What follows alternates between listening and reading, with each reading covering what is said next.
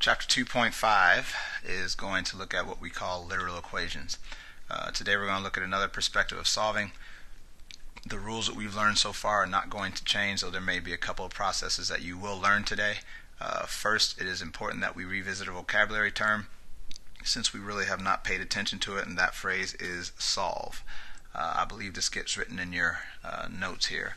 But solve for x means get x alone. If you say solve for E, that means get E alone. Typically we just say solve and we kind of take it for granted in terms of what it means, but again, when you solve for something, it means to get that variable all by itself. Now it just so happens that whenever you end up with x equals 6, that is your answer, and when you end up with E equals -4, that is your answer. But it's not always going to end up this kind, and that's what literal equations pretty much do. So the essential question here is, if literal equations have multiple variables, what do I do with the extra variables? You ignore the unimportant ones and you treat them like numbers. That is, again, the hard part that you have to get here. So let's look at some things just to get you an idea of where we are going by what we mean, by what we say when we say ignore. So if I'm asked to solve for x and I have x plus 3 equals 11, that means I want this to be by itself. Put a little dot under your x if you don't mind. That means that everything else must go, and so I will move this because it's added by subtracting 3. And so what I end up with is x equals 8, or 11 minus 3, which is simplified to 8. Same thing here.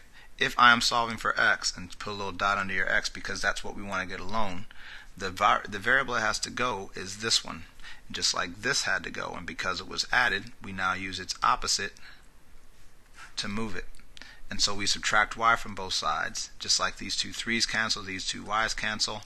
I end up with x on this side, and I cannot put these together. Even though you can put 11 and 3 together, you can't put z and y together, so you end up with z minus y, and you just leave that ugly answer the way it is because that's as far as you can go. That is the hard part about literal equations, is that we always want our answers to be nice like this, but they end up looking more like that. But the process itself isn't hard. Find the variable that's important, move it the way that we would move it if it was a number. If you ever get stuck, just whenever you see it, just put a number in the other variable's place and ask yourself, how would you move it? And that's what you would do there. If I was to solve for x here, again, I want this to be by itself. It's attached to 9 through multiplication, and that is why, as we learned a while ago, we divide by 9. These two 9's cancel out. 45 divided by 9 simplifies to be 5. Same thing here. If I am solving for x, that means I want this by itself. It is attached to a variable we don't want through multiplication, and so the same thing. If I want to get rid of it, I divide by that variable. Therefore, this variable cancels out. X comes down, and all I can do with this, because it can't be simplified, is write it as z over y. That is how literal equations work. Alright? In the last example, because there's really only 3 rules, you deal with positives and negatives, so if this was subtracted you would have added it, but you have your multiplication rule and your division rule. If x is over 8 and I want to get this by itself, I've got to get rid of the 8 on the bottom by multiplying by 8. What happens is these two things cancel. X comes down with the value 88. Same thing here. If I want x, because I'm solving for x, as this thing here says, I'm getting x by itself, and I want x by itself, I've got to get rid of the y. And the way I get rid of the y, because it's on the bottom, is by multiplying by y. These two things cancel.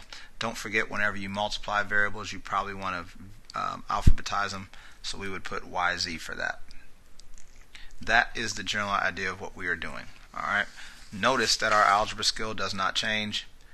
We just have to learn to be comfortable with the ugly, weird answers that we get, because you're not going to get anything nice typically whenever you have a literal equation. Once you get used to the weirdness of it, everything else kind of falls into place. The examples on the back of your notes hopefully will guide you through every type of question on your homework, test, and quiz. So just be sure to use them for understanding. It will help you out.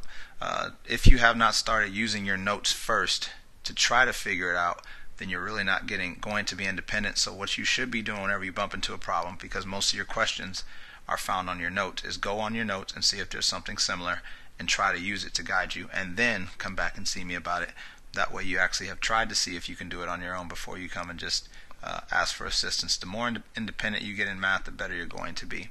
Doesn't mean you want to be foolishly independent, but the more independent you become, the better you're going to be. So looking at these examples, it says solve for t, which means this is the variable that I want by itself. So what I do is I now need to view this as a dual part, and notice that the piece I don't want is this negative 5u is a full chunk of information that I don't want. And so if this was something like 9t plus 7, or should I say minus 7, I think in this case I would just add 7. And so that's what I'm going to do here. I'm going to add 5u to both sides, because positive 5u, negative 5u cancel out. That gives me 35 plus 5u, because I can't simplify that, equals 9t. Again, the ugly part I can't fix. Add 5u because that has to go.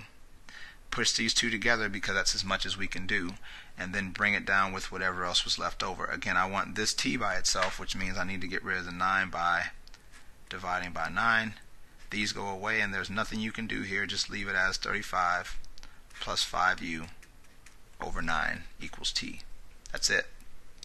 That is all it takes. Alright. Solve for y. This time we have an issue because there are two of them. And so we're going to do something that you're going to learn later on called factoring. Whenever there are two of them, what we will do is we will take off this y from both of these things because they both have it in common. If we take a y off of this, we're left with a. See if I scribble that off. If I take the y off of that, I'm left with b. I wouldn't scribble that off in your notes because you might need it. And then that equals e. Now here's the thing. Y times a plus b, which is this is what I want alone. This is what it's attached to.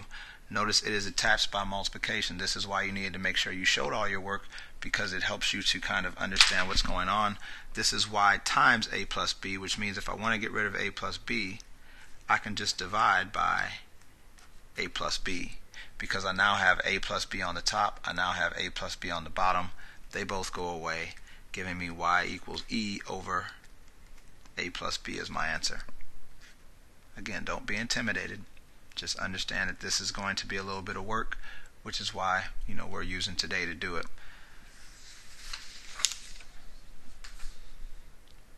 Solve for k on the next one.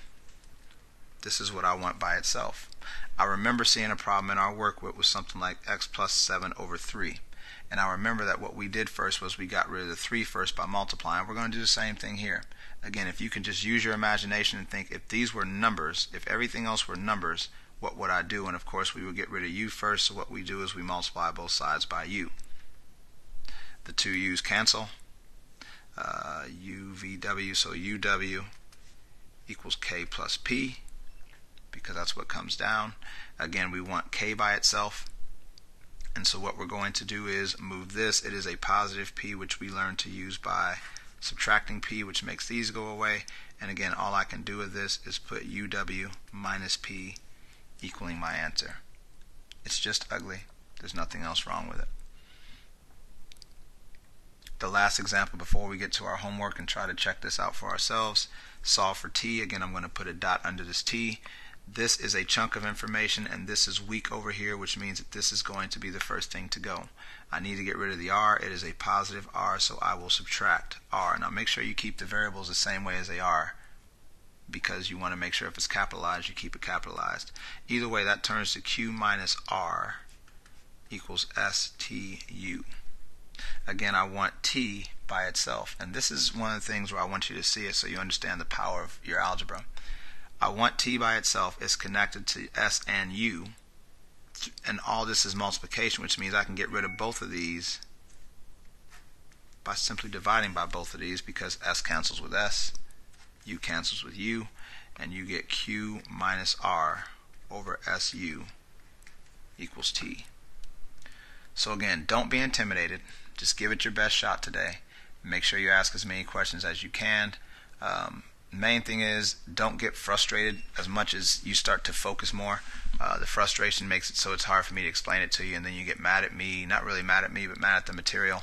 And then when I explain it, your frustration shows, and then I get frustrated because you're getting frustrated with me, and it's just not a good situation. So just be patient today. Whenever you work on this, be patient about this. Whenever you ask about it, you will get through this. So many other students have gone through this. They've gone through the same emotions you're about to go through, myself included. I know I felt the same way the first time I saw it, and I don't even think I really got good at it until after a couple years of finally seeing it. Now, I did well enough on the quizzes and tests but it took me a while before I actually got it down. So if you are still kind of shaky on it at the end of the day, there's nothing wrong with that. Most students do that. Just make sure, again, you show some patience today. Try not to get frustrated.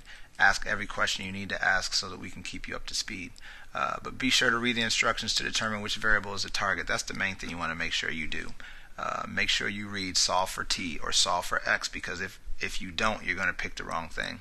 Afterwards, just think carefully and don't try to rush through it. Again, if you take your time and just slowly choose wisely, you'll probably get most of the stuff right, and then eventually you'll just get used to it and everything will flow the way you want it to. So other than that, go ahead and go to your Math XL and let's get started on this homework. Good luck.